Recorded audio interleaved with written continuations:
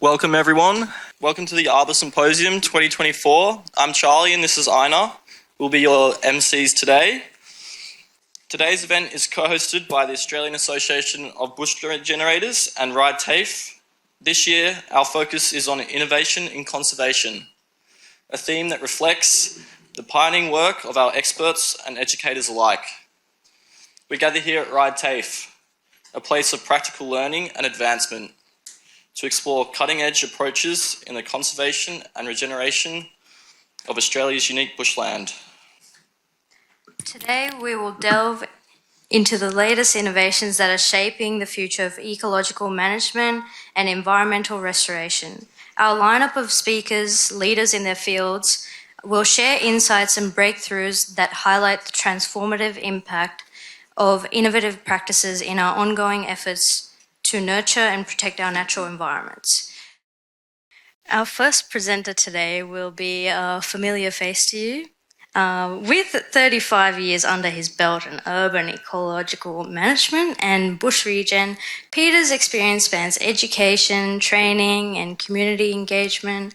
Known for his engaging and entertaining presentations, Peter also brings a touch of musical flair with his ukulele. Today, among other things, he'll be providing insight into professional pathways in environmental restoration. Please give a warm welcome to Peter Dixon, President of AABR.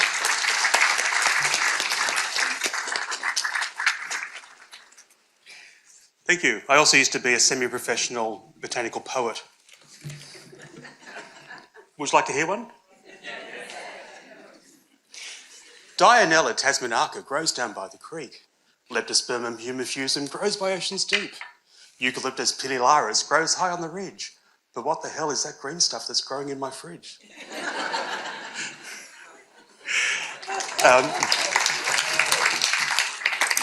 You can see why I moved on to actually working for government. So I would also like to acknowledge the traditional owners of the country. We're on all unceded Aboriginal land. And I pay my respects to any Aboriginal people here today. So I could easily talk until lunch today. The symposium's title about innovation and restoration is quite apt because we have to constantly improve our impact, effectiveness, efficiency in restoring ecosystems. This is in the face of traditional and emerging threats to the sustainability of our environments, and this is nowhere more critical than in urban ecosystems. However, I believe that much of the innovation that we need is around the governance of our ecosystems rather than the practical application. And the reason I say this is that we need to get our systems right to be able to do our work right. And in general, bush regenerators and natural innovators, we always pick up the new methodologies and we don't necessarily see it as innovation. It's just good practice to incorporate new and effective methodologies. So I'm going to talk more around the governance of bush regeneration today. In my talk, I want to cover some of the threats facing urban and other ecologies, what we need to do as regenerators now and into the future, and it's about getting our human structures right. Because I've been given 20 minutes, half an hour, I want to talk a bit about me. I'm President of AABR, and I was President of AABR also back in the 1990s. So I've pretty much bookended my career as President of AABR. In between, I essentially worked for government. I worked as a regenerator through university, and I was lucky that by the time I left university, it was the time when bush regeneration was first getting recognised.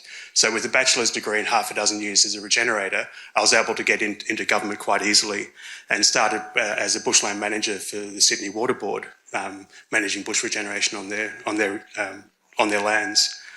I held a number of roles in catchment management, ultimately heading up the Sydney Metropolitan CMA, and also for the last decade, or 15 years, being head of the New South Wales Environmental Trust.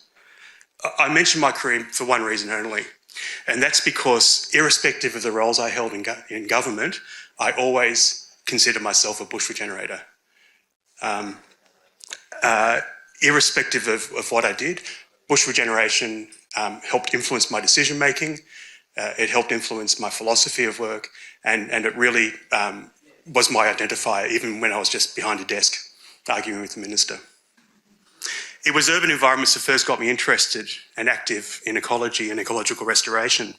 As a teenager, I would ride my bike around the Cooks River catchment where I lived, and through this cycling I was able to identify pretty much every single remnant tree and every single remnant patch of bush in the Cooks River catchment. I saw mangrove seedlings in the Cooks River grow to about this high, establish and then die as the roots hit the toxic sediment. But every year they got a bit higher before they died. And now the whole Cooks River is covered with mangroves as bioremediation happened. I saw remnant trees growing along the M5 corridor and got to love Gerroween Park and Walleye Creek.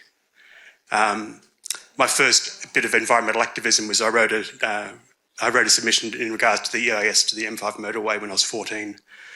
I collected seed from remnant Cumberland plain veg in that corridor and propagated it and started guerrilla gardening with friends around Beverly Hills, sneaking into properties that were for sale or for rent and planting local native species. This is when I was 15. Also, when I was 15, I had my first epiphany on weed species. This was the point where Ficus elastica, rubber trees, were a popular indoor plant, and people, when they got too big, started planting them in their gardens. And I knew that these were a weed because my neighbours had an old one and it was a weed. And so I started my first ever environmental activist group. And being a teenage boy, 15 years old, I combined my love of poo jokes and environment and started a group called FART, the Federation Against Rubber Trees. And whenever we saw a rubber tree planted in a garden, as we were cycling around like boys do, we'd sneak back at night, pull it out of the hole, cut it into lots of little pieces, leave a little pile of rubber tree, put a eucalyptus in the hole with a note saying, "Fart has struck again." I feel comfortable telling you this because the statute of limitations is way past. I started my first bush care group in 1977 behind Beverly Hills Golf Course, blocking off paths and delineating mow lines with dumped bricks, letting the bush regrow. And then a year later, when I went to the international school at North Ryde, started a bush care group down in the Lane Cove Valley. Why then? So I talk about this because I think lived experience is important. And over 50 years since I was a teenager, I've seen that it is possible to actually restore urban ecosystems. I've seen what causes the degradation and I've seen things come back. So I know that everything is possible. And this is what has maintained my optimism throughout my life. So why is it then, with many decades of the awareness of the importance of urban ecosystems, the knowledge of the causes of the degradation, and the methodologies to restore it, why are we still faced with continued degradation and so few urban remnants fully restored and safe? We've had almost 5 decades of local government investing in bush care and professional bush regeneration. We've had countless plans and strategies and policies and programs recognising the importance of urban habitat, understanding the factors that degrade it, and planning for its protection and enhancement. Yet our collective successes are overwhelmed by the ongoing gradual degradation through clearing, habitat loss, and also with the lost opportunities where we could actually build back habitat value but don't. I'm going to sort of depress you for a while, then hopefully make you cheerful again. The need for best practice environmental management and restoration is greater now than it's ever been. The State of Environment 2021 has shown that we are in the midst of an accelerating biodiversity crisis. And to quote from the SOE, this is a good one. The World Economic Forum's Global Risk Report describes environmental degradation as an existential threat to humanity. That's not mincing words. With risks intersecting with societal fractures to bring about severe consequences. Many of the trends we see in Australia for biodiversity are consistent with those highlighted globally. In June 2021, more than 1,900 Australian species and ecological communities were known to be threatened and at risk of extinction. Over the last 2 centuries, Australia has lost more mammal species than any other continent and continues to have one of the highest rates of species decline amongst countries in the OECD. So far, we've lost 100 species. So that's the end of the quote and the end of the world. This SOE 2021 was also backed up 3 days ago with the release of the New South Wales Biodiversity Outlook Report 2024, hot off the presses. Have a look at it. It is not good news, except in the area of conservation lands, which have reached over 10% for the first time. So there are some positives happening, but still, overwhelmingly, every indicator is going in the wrong direction. And this is happening at all scales. In Sydney, we continue to lose habitat to development to house the continually and unsustainably growing population, to develop natural areas into recreational areas for that population, and also the degradation as a consequence of that population's activities. We have a situation where many of the positive policies, programs and projects around maintaining and restoring habitat values have been dropped or are being ignored. Many of our volunteer bush regeneration programs, I'm sad to say, have been dumbed down to some extent, where I know programs that I know used to do quite good quality bush regeneration are now doing weed and plant. And a lot of that is because of health and safety fears. We have a number of people who are responsible for bushland management who don't understand restoration. And they might be good ecologists, but good ecologists don't necessarily make good restoration ecologists. And as always, there's never enough money, never enough resources, and never enough strategic approach. We're facing increasing competition for our space and our urban remnants. Too often, ecological value is compromised for recreation and human access. We have no real refugia for nature in Sydney. Everywhere, the policy is universal access for people because people need to be in nature, but nature needs nature. Now that I've cheered you up, what do I see as necessary to ensure a future for both our urban ecosystems and for bush regeneration? I want to raise three interrelated issues. What is a bush regenerator and what do they do? What should career mobility look like? And how do we reach a point where the value of our urban ecosystems is accepted enough that we resource adequately and accordingly? I'd like to first explore what it means to be a bush regenerator and to succeed in maintaining our ecosystems. Who should we consider to be bush regenerator? At the moment, I see bush regenerators, or bush regeneration practitioners, as kind of like the SES. You know, while the SES is called in to rescue people off a roof during a flood, bush regenerator is usually called on when the bushland is in such parlous state it needs rescuing. So, like the SES, we called out after the problem has occurred. Also, like most disaster management, most of the expenditure on bushland management happens after the disaster rather than preventing the disasters in the first place. So we don't put enough effort into preventing bushland from degrading. In disaster management, however, there's a growing recognition that it's better to invest in preventing the disasters rather than picking up the pieces afterwards and doing the rescuing. We need this type of recognition in bushland management as well. And we need to gather all the upstream decision makers, and they need to have an understanding that all bush regenerators have. We need to instill in them the same sort of knowledge and understanding of the bush that we have so that they can make decisions accordingly. The same way that I use my bush regeneration, I won't call it wisdom, but my knowledge to affect every decision that I try to make in government. We need to increase the range of those who consider themselves bush regenerators, so not just the practitioners. Currently, we accept the people who practice assisted natural regeneration, facilitated natural regeneration, other regenerators. But you know, even we will veer into other professions. You know, bush regenerators do revegetation, they do landscaping, horticulture, education, access, tract management, education, and those other careers would benefit greatly. Those other pursuits would benefit greatly from having a bush regeneration ethos and knowledge in their work. But what about non-practitioners, people who aren't necessarily out in the field?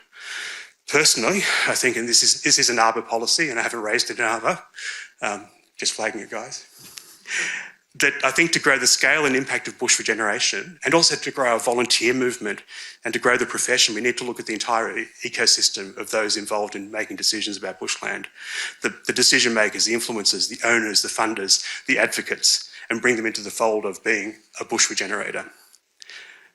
I think that I became a better program manager because I did take this sort of attitude through my work life, and also gave me hopefully a better understanding of what others were trying to do.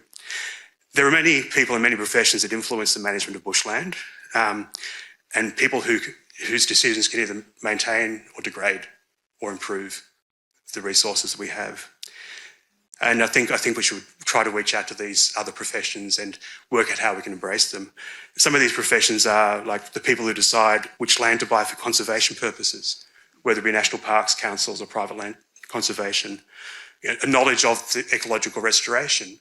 would really alter the decisions that are made. At the moment, the national parks buys high quality bush, and often if there's sections of degraded bush, they will then sell that off, rather than understanding the potential of restoring areas and buying areas that are degraded and regenerate them. We know it can be done.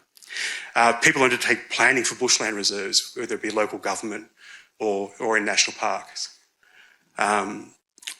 Bush regeneration planners and project managers, how many people here who are contractors are frustrated by the quality of contracts they're given and frustrated by the fact that there are other better things that you could be doing those bushland reserves? Landscape architects and landscapers, stop the bloody weed species being planted. Horticulturalists, stop the bloody weeds from being planted. Volunteer coordinators. There are so many examples of such sophisticated bush care groups where volunteers are doing work that is second to none and they're supported by their councils. That should be the benchmark. We should be, year by year, every volunteer program should be improving the quality of work that's undertaken by the volunteers, and that's across local government and land care. Grant makers. I know a lot of you are frustrated when I was at the Environmental Trust, but essentially grants need to reflect the need of the bush. How often are we seeing grants coming out of usually federal government, but also some state agencies for one-year projects, go and plant trees? We need grant makers to understand that it takes time to actually regenerate the bush. We need to understand resilience. Policy and legislation makers and researchers. To achieve this, I believe we need to move away from the parallel and really touching career paths in environmental and bushland management, which is the second point I want to make. I don't have the answer here, but I don't think it's very sustainable that in many cases, career mobility in environmental and bushland management for bush regenerators is only possible for those with both bush regeneration and tertiary qualifications. My gut feeling is we need to have a more meaningful and flexible training and education system so that people can move from practitioner to bushland manager to decision maker, back to the field. We need to be able to have a career ecosystem rather than career paths. I think there needs to be recognition of the fact that amongst these other professions, that having experience as a bush regenerator is actually a boon for those professions. And we should be encouraging all these other professions to encourage their people to get experience, whether it be through volunteer programs or go and work part-time, as a bush regenerator. Get that knowledge, get that wisdom.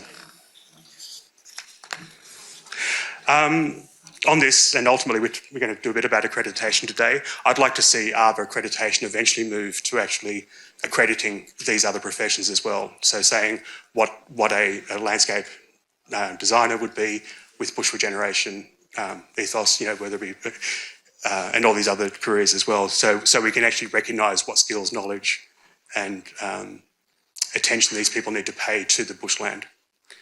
The last issue that I want to raise specifically is the need for recognition of the worth of our ecosystems, the real cost of maintaining and restoring them, and funding accordingly.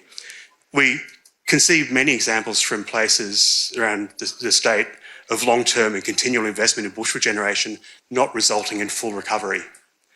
While there are myriads of reasons for this, one of the issues that I want to raise is bush regeneration that doesn't work creates a risk for bush regeneration because the decision makers might think it doesn't work. So we need the successes.